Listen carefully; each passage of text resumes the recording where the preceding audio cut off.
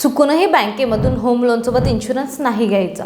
तुमचं 2-3 लाखाचं नुकसान होऊ शकतं. बँकेमधून असं सांगण्यात येईल की इन्शुरन्स मॅन्डेटरी आहे. बॉरोवरची डेट झाल्यावर इन्शुरन्स कंपनी लोन फेडेल. यात आपलाच फायदा आहे. या गोष्टीला मी एक्सप्लेन करते, पण त्याआधी तुम्ही कीर्ती थोरातला फॉलो करून घ्या, नाहीतर व्हिडिओ नाही सापडणार. एक एक्झाम्पल घेऊन एक्सप्लेन करते. सुरेश नावाच्या व्यक्तीने 40 लाखाचं लोन घेतलं 20 वर्षासाठी ॲट द रेट ऑफ 8.5%.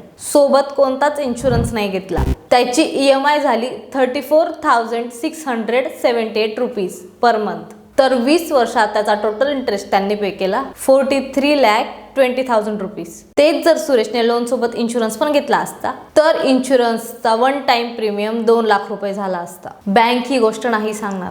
इन्शुरन्सचा हा 1 टाइम प्रीमियम होम लोनच्या अमाऊंट सोबत जोडला जातो. याने सुरेशचं 40 लाखचं लोन 42 लाखचं झालं असतं. आता ह्यामुळे EMI इन्क्रीज होऊन 36,651 रुपीज पर मंथ होईल. म्हणजेच 20 वर्षात सुरेश टोटल इंटरेस्ट पे करेल 45,20,000 रुपीज. म्हणजेच या केसमध्ये सुरेशने 2 लाख रुपये जास्त पे केले. आता तुम्हाला प्रश्न पडला असेल की फॅमिलीला पण सिक्युअर ठेवण्यासाठी इन्शुरन्स इम्पॉर्टंट आहे. मॅन्डेटरी नाही आहे की तुम्ही बँकेमधूनच इन्शुरन्स घ्यायला पाहिजे. त्याऐवजी तुम्ही दुसरीकडून टर्म इन्शुरन्स घेऊ शकता. त्यामध्ये तुम्हाला होम लोन अमाऊंट पर्यंत कव्हर मिळेल, जो त्यापेक्षा स्वस्तही असू शकतो. तुम्ही पण होम लोन सोबत इन्शुरन्स घेत असाल तर एक वेळा विचार करा. हा व्हिडिओ जास्तीत जास्त लोकांना शेअर करा.